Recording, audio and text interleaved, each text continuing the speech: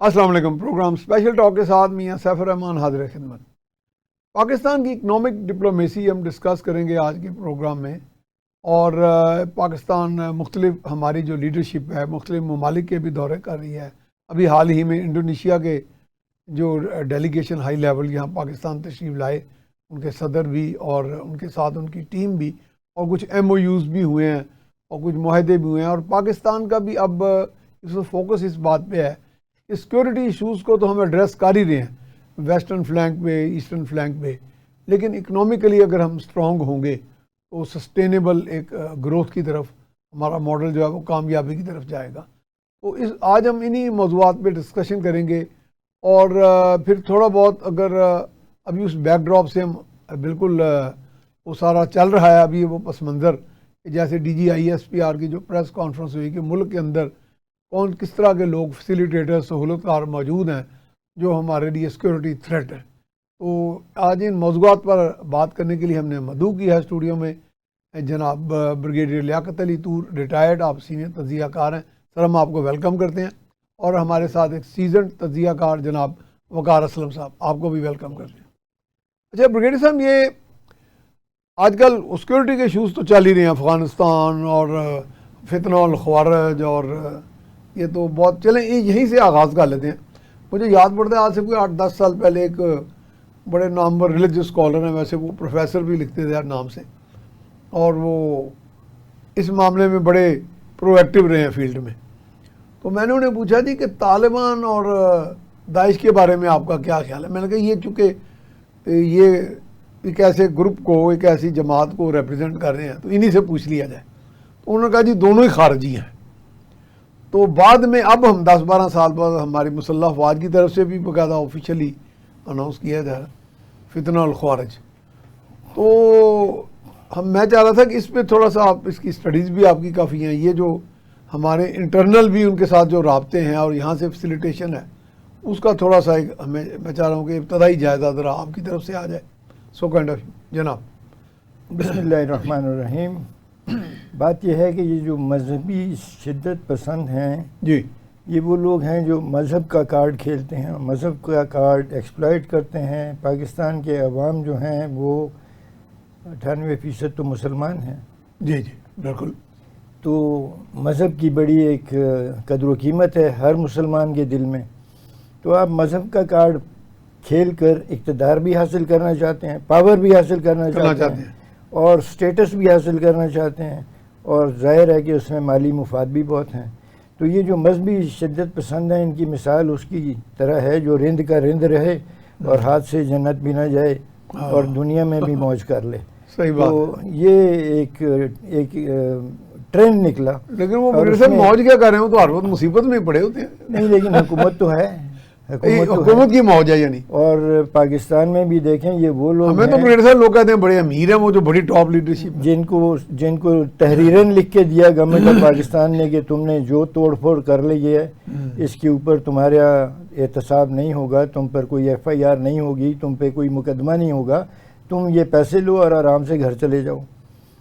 یہ تو پھر آپ سٹیٹس تو ہے نا کہ پورے شہر کا سامان ہم توڑ دیں, سرکاری بھی اور نجی بھی, گاڑیوں کو آگ لگا دیں, موٹر سائیکل جلا دیں, توڑ دیں, میٹرو خراب کر دیں, اور پھر اس کے بعد آپ آرام سے چھوٹ جائیں کیونکہ آپ مذہبی شدت پسند ہیں. آپ کی ایک جماعت ہے جو سڑکیں بلاک کر سکتی ہے. یہ جو کمانڈر بھی رہے ہیں ٹربلڈ ایریاز میں, گورنمنٹ کا یا انتظامیہ کا, تو آرمی بھی اس میں شامل ہے, ان کا کیا پرسپیکٹیو ہوتا ہے کہ بات زیادہ نہ بگڑ جائے؟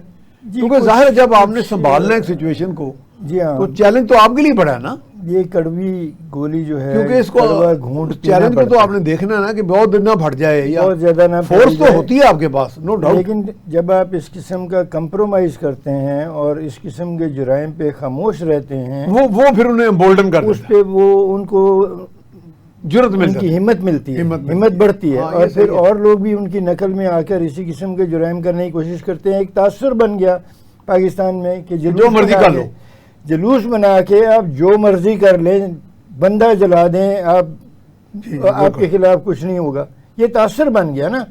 اسی تاثر کی وجہ سے کراچی میں 4-5 دن ہوئے ہیں, آدمی جلا دیا انہوں نے, جلا دیا, چور کو جلا دیا.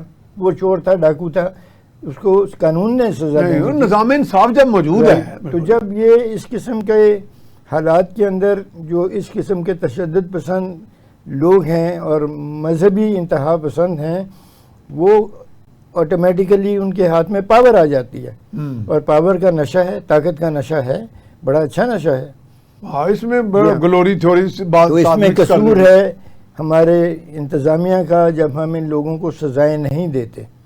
جب آپ سزائیں نہیں دیتے، لوگ جرم کر کے گھر چلے جاتے ہیں اور بری ہو جاتے ہیں، اور اس وجہ سے ان کا معاشرے میں درجہ بہت بلند ہو جاتا ہے۔ وہ بڑے وہ کہتا ہے جی میں نے شہر جلایا تھا، میرا کوئی کچھ بگاڑ نہیں سکا، عزت مآب فلاں وہ بن جاتے ہیں۔ ہم سے پنگا نہ لینا، ہم آگ لگا دیں گے اور کوئی ہمارا کچھ کر بھی نہیں سکے گا۔ تو یہ ہمارے سامنے ہیں واقعات۔ اوپر سے ہمارے قوانین میں بھی کافی کمزوریاں ہیں۔ چلے میں وقار اسلم کڑوی گھونٹ، کڑوا گھونٹ جو ہے نا، آپ کو وہ بھرنا پڑے گا، وہ آپ کو پینا پڑے گا۔ وقار صاحب ابھی بڑی اچھی بریگیڈیئر صاحب نے بات کی کہ انتظامیہ کی طرف سے سزائیں نہیں ملتی۔ وہ اس میں تھوڑی سی میں تفریح کرتا ہوں۔ میں بعض اوقات بہت سے پرائم منسٹر کے ساتھ ہم جاتے تھے ایز سینئر میڈیا پرسنز، تو وہ کسی جگہ واقعہ ہو جانا کوئی ریپ کا یا کوئی اس طرح، تو انہوں نے کہا ہم کیفر کردار تک پہنچائیں گے۔ میں نے ایک پرائم منسٹر سے پوچھ بھی لیا جی کہ یہ تو پہنچانا ہے عدلیہ نے، آپ نے پاس تو 14 دن بندے نے رہنا ہے پولیس کے پاس۔ تو یہ ہوتا ہے کہ بعض اوقات بڑی foolproof F I R بھی بنی ہو، انویسٹیگیشن اچھی ہوئی ہو، پروزیکیوشن بھی اچھی ہوئی ہو، تو عدالتوں میں پھر بھی کوئی اگر بڑا اچھا چہرہ جو چلتا ہے وکلا کا ماشاءاللہ، تو وہ آتا ہے تو ریلیف لے جاتا ہے اور وہ آرام سے چھوٹ جاتے ہیں لوگ۔ تو پھر وہی بات جیسے بریگیڈیئر صاحب کہہ رہے ہیں، ہمت پکڑتے ہیں تو کہتے ہیں ایک اور جرم کر لو، 10 اور کر لو۔ ایسے ہی اس سے میں بریگیڈیئر صاحب کی بات سے ایگری کرتا ہوں کہ سسٹم ہمارا جو ہے، انہوں نے جو نظام کی بات کی، گورنمنٹ تو ایک مطلب وہ ان کی روایتی سٹیٹمنٹس ہوتی ہیں، جس طرح کوئی کیفر کردار پہ پہنچا دیں گے، پہنچائیں گے۔ اصل میں آپ کی یہ بات بالکل ٹھیک ہے کہ جو بڑے فیسز ہیں نا لا کے، لا آف فریٹرنٹی کے، ان کی ججز بھی بہت ان کو قدر و منزلت کی نگاہ سے دیکھتے ہیں۔ میں ایک واقعے کا عینی شاہد ہوں۔ گجرانوالہ کورٹ میں احسن بھون صاحب نے آنا تھا، تو جج صاحب شام تک انتظار کرتے رہے کہ میں مطلب جرا مکمل نہیں کرنے دوں گا اور فیصلہ بھی میں نے آج ہی دینا ہے ان کے احترام میں، اور وہ 6-7 گھنٹے بعد اسلام آباد سے ٹریول کر کے پہنچے، اور ان کو انہوں نے مطلب جس طرح وہ ہم نے سنا تھا نا بندیال صاحب عمران خان صاحب کو کہتے تھے گڈ ٹو سی یو، اسی طرح انہوں نے احسن بھون کو مخاطب کرتے ہوئے کہا کہ گڈ ٹو سی یو۔ اور پھر ان یہ گڈ ٹو سی یو کوئی عدالتی جارگن بن گیا، یہ جارگن بھی بن گیا، اور مطلب ایک آپ کے امپریس ہونے کے لیول یہ ہوتا ہے کہ آپ اپنی جس سیٹ پہ بیٹھے ہیں اس کی قدر و منزلت نہیں دیکھتے، اس کی ویلیو نہیں دیکھتے، اپنی رسپانسبلٹی نہیں دیکھتے، منصب کی جو مطلب اس کی اساس ہے اس کو نہیں دیکھتے، اور آپ مطلب امپریس ہو جاتے ہیں۔ جب آپ جوڈیشری میں لوگ امپریس ہونے لگ جاتے ہیں تو پھر اسی طرح مطلب ایک مجرم کو یہ راہ فرار ملتی ہے کہ وہ ایک بڑا وکیل کرتا ہے، کچھ زیادہ پیسے خرچتا ہے، اور پھر وہ اپنے حق میں فیصلے لے لیتا ہے، جس سے یہ ایک بہت بڑا ڈیلے سامنے آ رہا ہے۔ مطلب ایک معاشرے میں جو بگاڑ ہے، مطلب جس طرح سے مذہبی انتہا پسندی ہو یا کسی بھی طرح کی منافرت پھیلاتے ہیں جو لوگ، وہ مطلب معاشرے میں جس طرح انہوں نے کہا کہ ہم نا بڑے جذباتی لوگ ہیں اپنے دین کو لے کے، اپنے مذہب کو لے کے، تو ہم ٹریپ ہو جاتے ہیں، ہم ان کی چکنی چوپڑی باتوں میں یا ان کی کچھ کی مطلب ان کا ارادہ کچھ اور ہوتا ہے، اور وہ آپ کے سامنے کچھ اور مینوپولیٹ کرتے ہیں آپ کو اس طرح سے کہ آپ سمجھتے ہیں شاید یہ کوئی واقعی عشق رسول میں کسی نے کوئی کام کیا، جبکہ وہ اپنی جو انتہا پسندی ہے یا اپنی جو برے عزائم ہیں ان کو پورا کر رہے ہوتے ہیں مذہب کا نام لے کے، مذہب کی آڑ میں۔ ٹھیک ہے۔ اچھا بریگیڈیئر صاحب، افغانستان کا ایشو ہے کیا دنیا کے ساتھ؟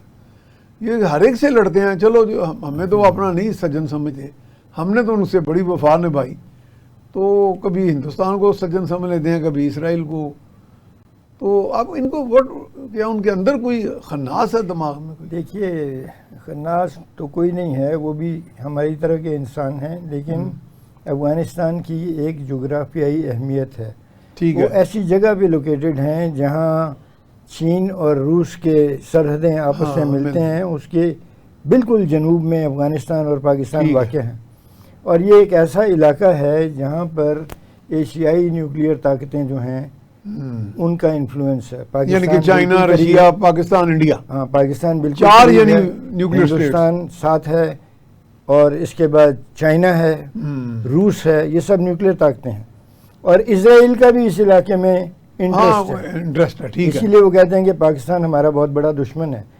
اور یہ جو ایشیائی طاقتیں ہیں، نیوکلیر طاقتیں، ان کا آپس میں نیٹو جیسا اتحاد بھی نہیں ہے۔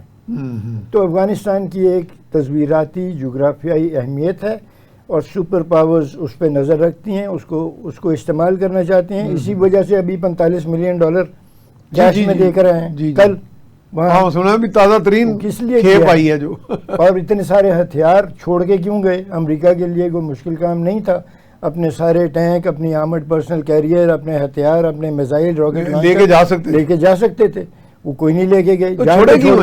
چھوڑے کیوں؟ وہ چاہتے تھے کہ ایک خاص طبقہ وہاں پر برسر اقتدار آئے، لوگوں کو دبا کے رکھے، ان کو پسماندہ رکھے، تاکہ جس وقت ہمیں چاہیے ہم وہاں جا کے اپنی بیسز بنا لیں۔ اچھا بریگیڈیئر صاحب، آپ ذرا بہتر بتا سکتے ہیں، کیونکہ بعض کا ڈپلومیٹس اپنے اسٹیٹ سیکرٹس نہیں بھی بتاتے۔ مجھے ڈپٹی ایمبیسڈر ملے امریکہ کے بھی حال ہی میں، زیادہ پرانی بات نہیں، وہ 1 on 1 ہماری ملاقات تھی، تو میں نے غیر رسمی صاحب پوچھ لیا یہی اصلے والی بات۔ وہ کہتے ہیں no mister Rahman we handed it over to NDF، وہ جو ان کی آرمی تھی۔ رائٹ، تو کیا اس کو تھوڑے ڈانڈے میں لا کے اتنے دیکھیں؟ بھولے نہیں ہیں وہ، آپ کہتے ہیں کہ وہ 50 سال آگے پلان کرتے ہیں، ان کو پتا تھا کیا ہونا ہے یہاں پر، ان کو بالکل کلیئر پتا تھا۔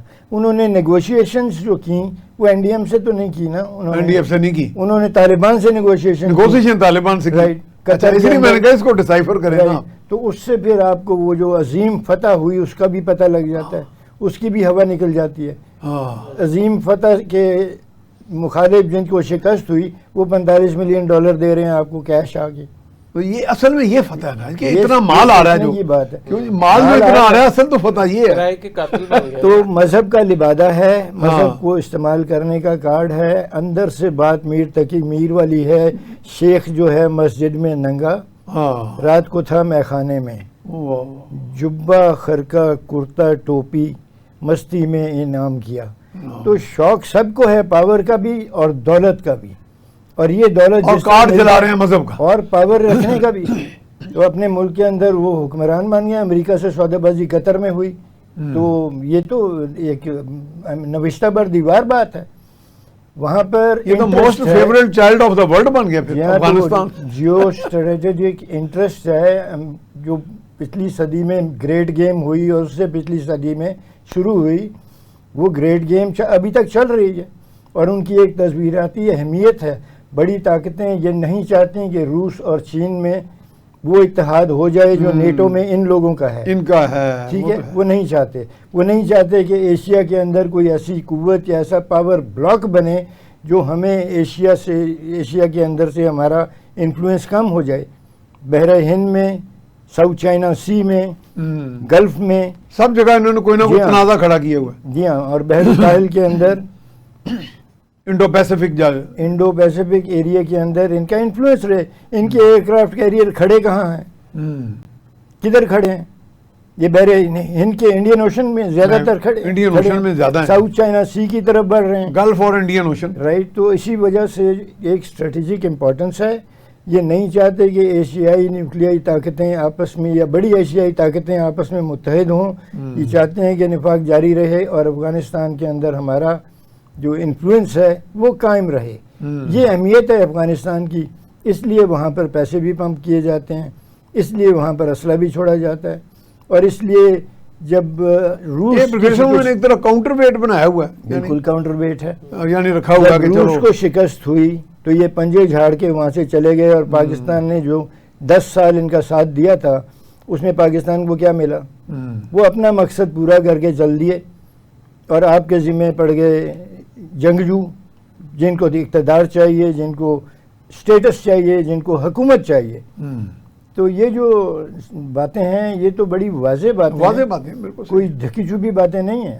اچھا وقار صاحب، یہ جیسے میں نے بھی بتایا کہ ہمیں چونکہ ڈپلومیٹس ملتے رہتے ہیں نا، ایمبیسڈرز وغیرہ، تو ہم ان کے ساتھ گفتگو بھی کرتے ہیں، تو یہی فتح کی جیسے بات کی، فتح جشن امریکہ، جشن فتح امریکہ، تو میں نے یہ سوال، ایک چائنیز بہت سینئر ان کے فنکشنری تھے، وہ آج کل بھی ادھر ہی ہیں، تو میں نے کہا جی ایکسیلنسی یہ جشن کی بات کرتے ہیں، تو ہمارے علم کے مطابق تو انہوں نے ہمارے بندے ہیں، امریکی زیادہ انہوں نے 100-500 مار دیے ہوں گے، انہوں نے کہا ہمیں ہماری جو منسٹری آف اسٹیٹ سیکورٹی ہے ان کی ISI کہہ لیں ان کی، اس نے بتایا کہ ٹوٹل 1000 امریکی مرا ہے اور اس کے قریب پچھلے 20 سالوں میں. تو میں نے کہا جی ہمارے تو انہوں نے 80-90 ہزار معصوم مار دیے ہیں. شہادتیں جو ہماری افواج کی وہ تو اپنی جگہ. تو وہ کہیں گے ہاں یہ تو آپ صحیح کہہ رہے ہیں. تو اس کا مطلب فتح کس چیز کی ہے؟ وہ جیسے بریگیڈیئر صاحب کو میں کہہ رہا تھا کہ مال آنے کی فتح ہے یا دیکھیں میاں صاحب اس میں بات یہ ہے کہ افغانستان نے نا ہمیشہ سے وہاں کی جو NDS ہے اور وہاں کی گورنمنٹ ہے اس نے پورٹرے کیا ہے کہ جو افغانی طالبان ہے وہ ہمارے کنٹرول میں نہیں ہے یا ہماری دین جو ہے ہماری سنتے نہیں ہیں. اب بلی تھیلے سے باہر آ گئی ہے جو یہ پچھلے 2 مہینے میں ٹینشن ایسکلیٹ ہوئی ہے پاکستان اور افغانستان کے مابین. تو بیسکلی ان سے کنٹرول بھی ہوتے تھے, مینیور بھی یہ ان کو کرتے تھے اور امریکہ سے یہ فنڈ لیا کرتے تھے, اسرائیل سے فنڈ لیا کرتے تھے اور بھارت سے فنڈ لیا کرتے تھے. جہاں تک فیوریٹ چائلڈ والی بات ہے, فیوریٹ چائلڈ تو نہیں ہے لیکن ہر جو قوت ہوتی ہے وہ کوشش میں رہتی ہے کہ ہم کسی طرح سے جو مطلب اسٹریٹجک پاورز بننے جا رہی ہیں ان کو نگیٹ کرتے رہیں یا ان کا کٹنا ممکن ہونے دیں. تو اسی طرح سے ان کو بھی مطلب پیسہ اس لیے پھینکا جا رہا ہے, ان کی کوئی حیثیت نہیں کرائے کہ قاتل سے زیادہ. اور پاکستان نے یہ ثابت بھی کیا ہے, مطلب ان کی جرت نہیں تھی, مطلب پاکستان کا فوجی دیکھ کے ہی بھاگ جایا کرتے تھے. اور اب جب انہوں نے مال کھایا ہے اور پھر اس کے بعد پاکستانی آرمی پر جو انہوں نے مطلب ایک جرت کرنے کی کوشش کی ہے اس کا پھر ایسا منہ توڑ جواب ملا کہ اب وہ معافیاں مانگتے پھر رہے ہیں, شلواریں لٹکاتے پھر رہے ہیں کہ ہمیں مطلب معاف کر دیں, کیونکہ جھنڈا بھی ان کا سفید ہے تو وہ سفید پرچم لہرا بھی دیتے تھے. تو مطلب پتہ نہیں چل رہا تھا کہ وہ کیا چیز لہرائی ہے آپ. ہاں تو ان کی کرائے کے قاتل سے زیادہ کی حیثیت نہیں ہے.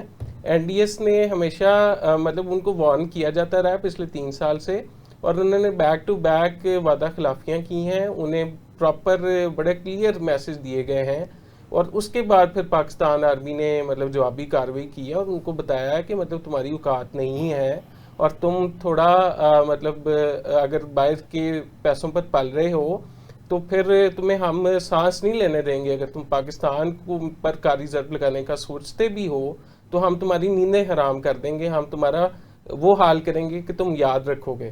تو اس طرح کے جو کرائے کے قاتل ہیں ان کی ایک کانٹریکٹر سے زیادہ کوئی ویلیو نہیں ہوتی اور یہ وقتی طور پر استعمال کیے جاتے ہیں. اور جس طرح جس نے فتح امریکہ جو انہوں نے کہا ہے کہ ہم نے وہاں کے فوجی بھگا دیے, تو ہم نے تو 90,000 جانوں کی قربانی دی ہے نا اس ساری وار آن ٹیرر کے نام پر. اور انہوں نے وہاں پر وہ آپ کی بات بالکل 100% مستند ہے کہ 1000 سے زائد امریکی فوجی نہیں, کئی تو کہتے ہیں 2459 لیکن چلیں وہ بھی کوئی تعداد نہیں ہے, میکسیمم ہے 20 سال میں. جی 20 سال میں. تو مجھے لگتا ہے کہ یہ نا واقعی ایک مطلب مذہبی طور پر ایک سازش ہے, بہروپ ہے. اور ان کا مطلب ان کا جو کلینڈسٹائن چل رہا ہے نا دیگر گٹ جو چل رہا ہے, جو ان کا وزیر داخلہ جو ہے وہ 8 دن کا ٹرپ کر کے آیا تھا, اس سے یہ دنیا پر آشکار ہو گیا تھا کہ مطلب بھارت کے ساتھ اور اسرائیل کے ساتھ کیا گٹھ جوڑ ہے. پہلے انہوں نے بھارت کو لانچ کرنا چاہا ڈی اسٹیبلائز کرنے کے لیے پاکستان کو, بھارت نے پوری دنیا میں جنگ ہنسائی کروائی اور اب ان کے تھرو جو کوششیں کی جا رہی تھیں وہ بھی دم توڑ جائیں گی. جتنا مرضی اسلحہ آ جائے, جتنی مرضی چیزیں ہو جائیں, پاکستان آرمی کے آگے یہ بچوں سے بھی کم حیثیت رکھتے ہیں اور ان کا کوئی لیول نہیں ہے. چلیں ہم جا رہے ہیں ایک بریک کی طرف, جی ہم جا رہے ہیں ایک بریک کی طرف, بریک کے بعد یہیں سے سلسلہ جاری رکھیں. جی بریک کے بعد ہم آپ کو خوش آمدید کہتے ہیں. ہمارے ساتھ موجود ہیں جناب بریگیڈیئر لیاقت علی طور اور وقار اسلم صاحب.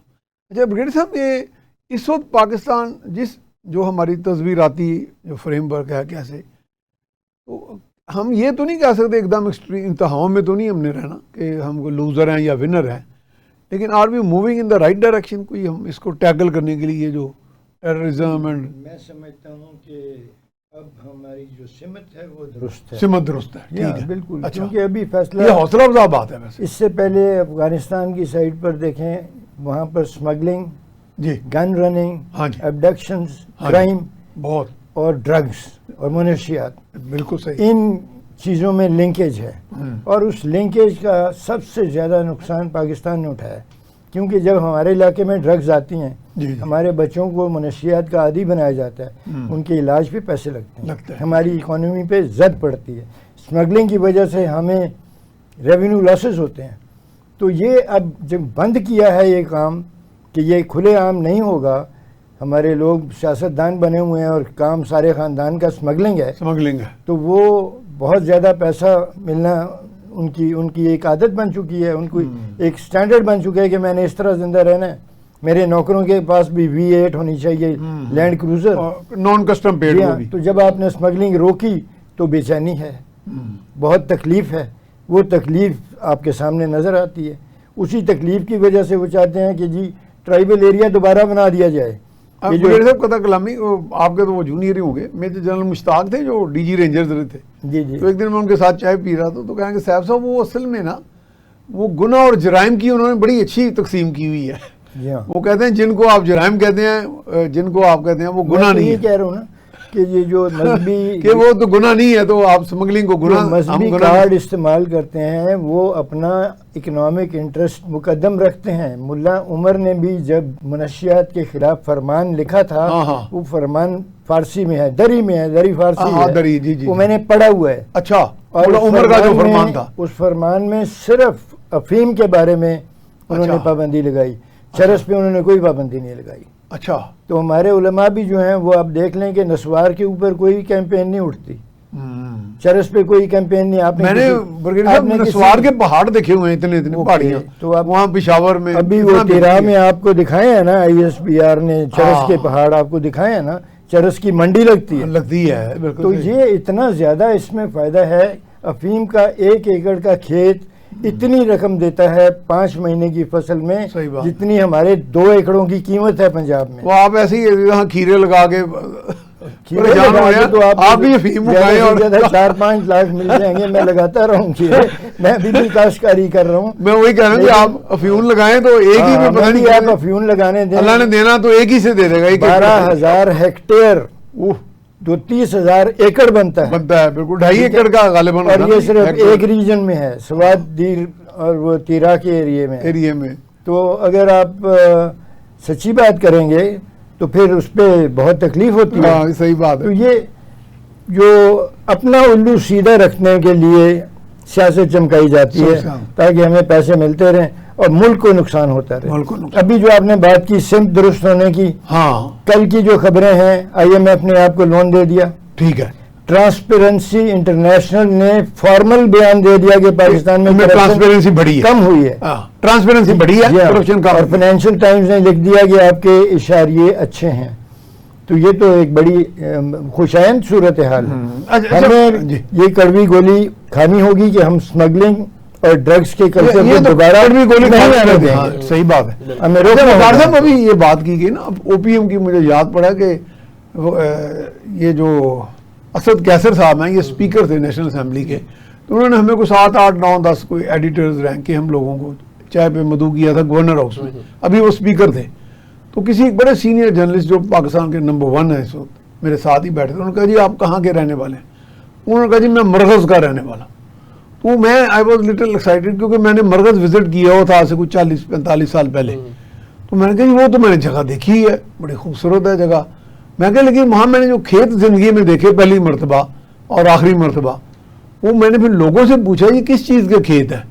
تو انہوں نے کہا جی یہ OPM کے افیون کے کھیت ہیں۔ اچھا، وہ جو ہمارے ساتھ سینئر جرنلسٹ تھے نا، وہ تھوڑے بڑے وہ زبان درازی بھی کر جاتے ہیں، تو انہوں نے کہا جی آپ یہ کاروبار کرتے ہیں؟ تو وہ تھوڑے سے نا وہ گھبرا گئے، انہوں نے کہا نہیں اب وہاں اگر آپ آئیں تو یہ چیزیں نہیں ہیں۔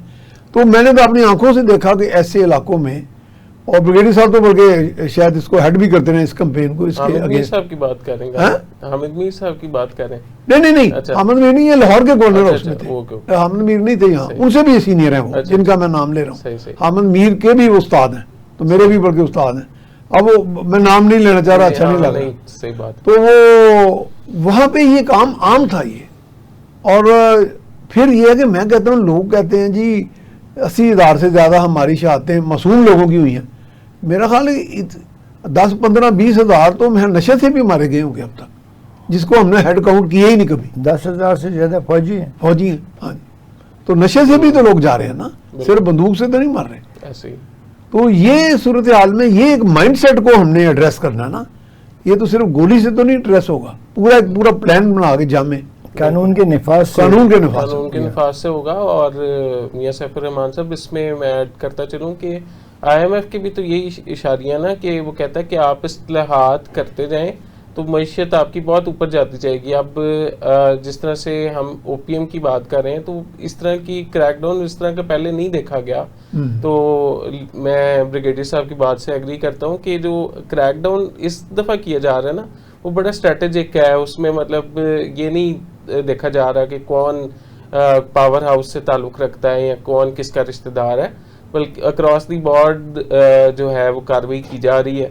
اس میں مطلب مجھے لگتا ہے کہ آرمی نے جہاں جہاں بھی کمانڈ لیا ہے نا وہاں چیزیں بہتر ہوئی ہیں. اس طرح ہم جو ڈیفیسٹ میں تھے پچھلے سال ڈیفیسٹ میں تھے اور 2025 میں ہم $2.1 بلین کے سرپلس میں چلے گئے تھے. اور اسی طرح سے اب یہ جو دہشت گردی کارروائیاں ہیں اور یہ خیبر پختونخوا میں بھی آپریشن ہو رہا ہے اور افغانستان کی طرف سے جو حزب سرائی کی گئی ہے اور ایک سیاسی جماعت نے جو ایک انتشار اور خلفشار کا قیام کیا, اس کے بعد نا چیزیں تھوڑی خراب ہونے کی سمجھ آ رہی ہیں اور ہمیں اس کو ٹھیک کرنے کی ضرورت ہے. جس طرح اب $733 ملین کا جو ہے وہ CAD کرنٹ اکاؤنٹ ڈیفیسٹ جو ہے وہ پھر سے کھڑا ہونے جا رہا ہے 2026 کے لیے.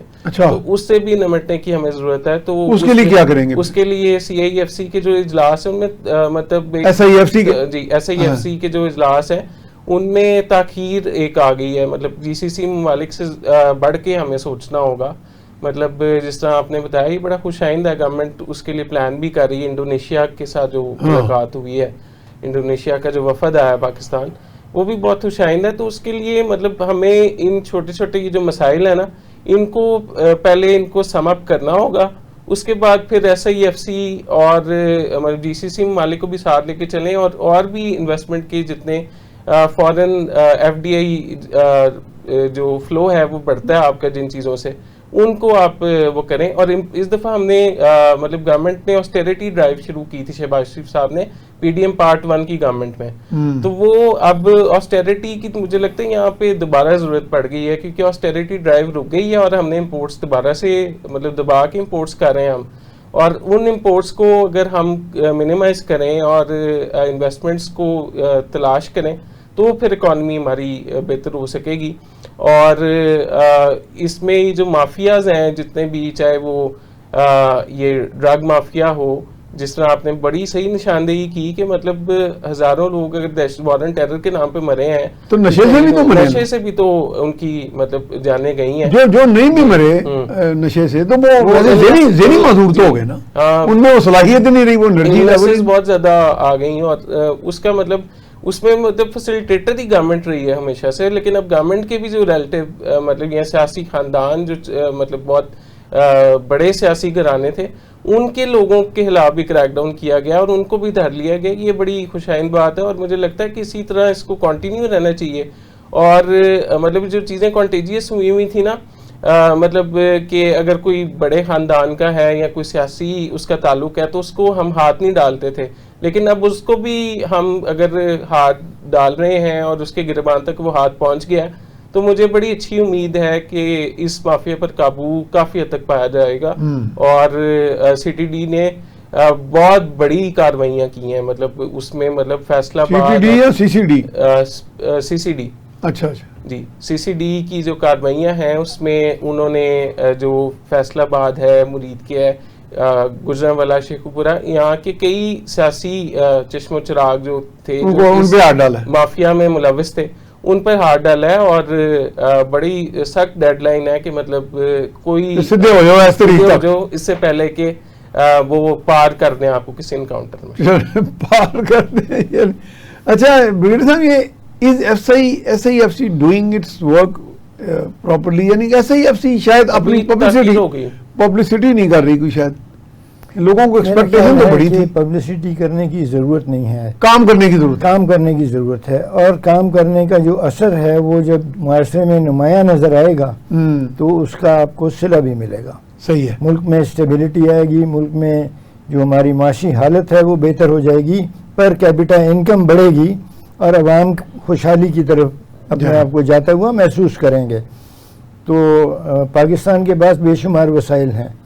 پاکستان کے اندر اس وقت جو سب سے بڑی کمی ہے وہ اندرونی اتحاد کی ہے. اتحاد ہم ایک دوسرے پر تبرہ کر رہے ہیں, ایک دوسرے کو برا بنا رہے ہیں, پولیٹیکل پولرائزیشن ہے بہت زیادہ. قومی مقصد جو ہے وہ پس پش چلا جاتا ہے اور گروہی اور سیاسی مقصد جو ہے, ذاتی فائدے جو ہیں یہ بالادستی حاصل کر لیتے ہیں.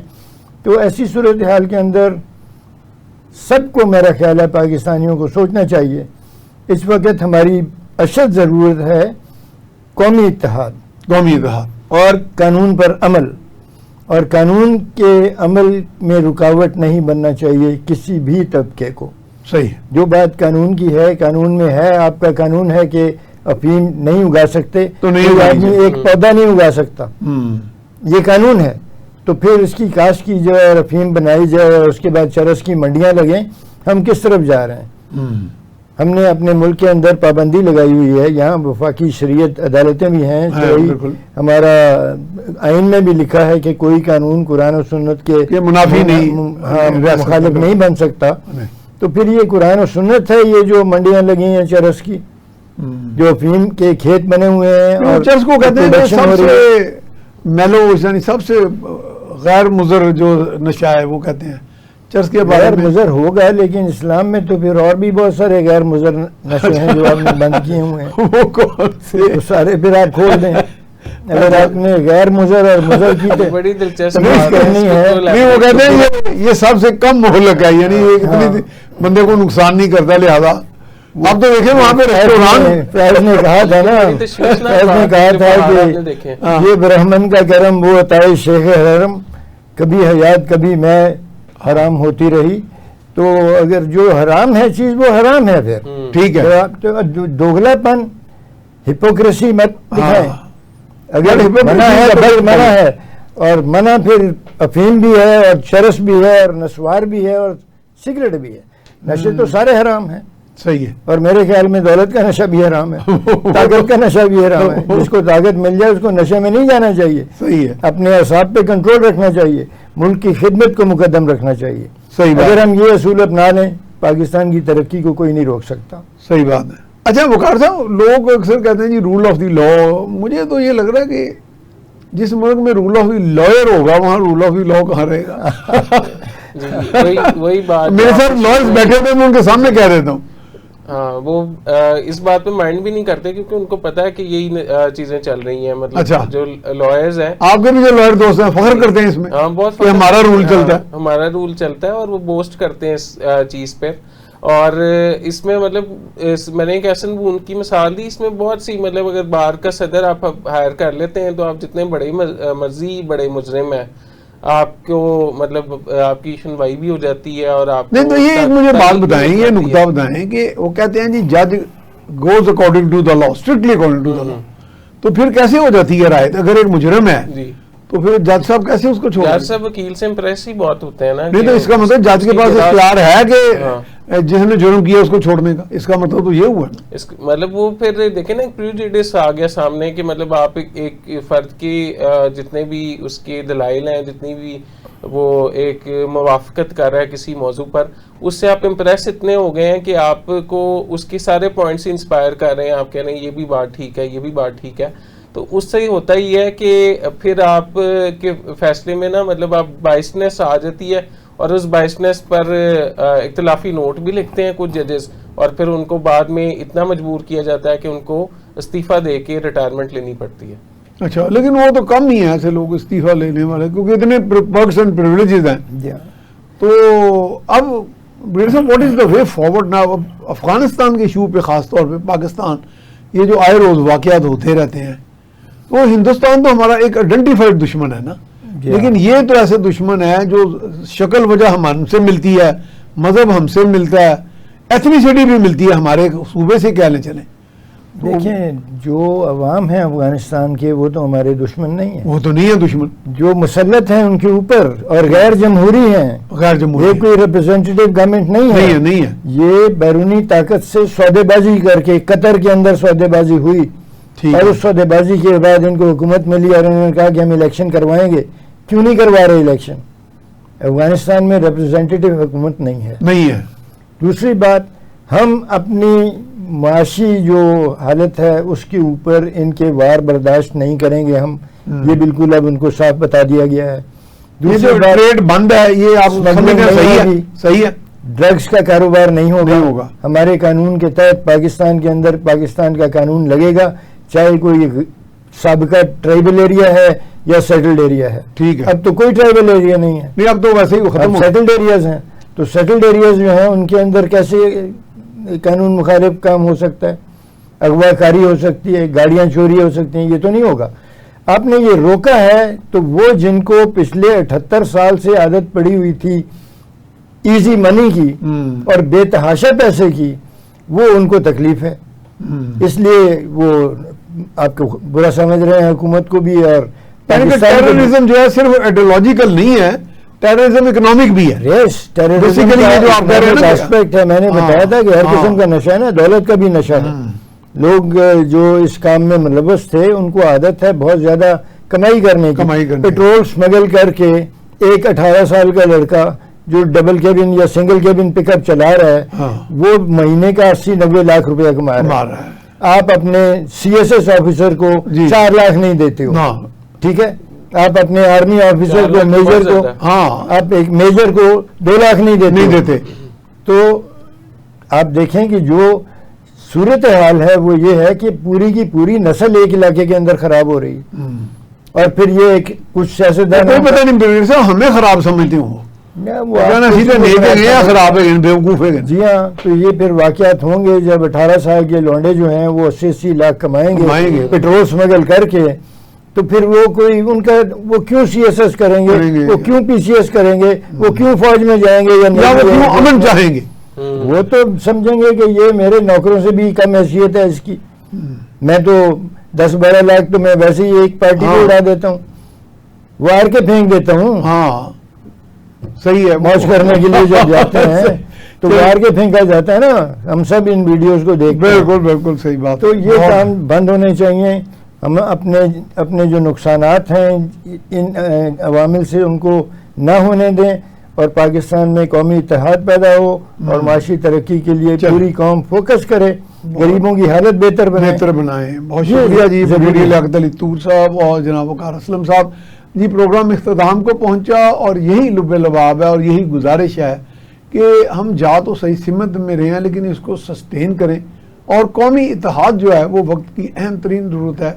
یہاں پہ سب ہم پاکستانی ہیں اور ہم ایک ہو کے جو ہمیں چیلنجز درپیش ہیں باہر کے اندرونی بھی اور بیرونی بھی ان کا مقابلہ کریں.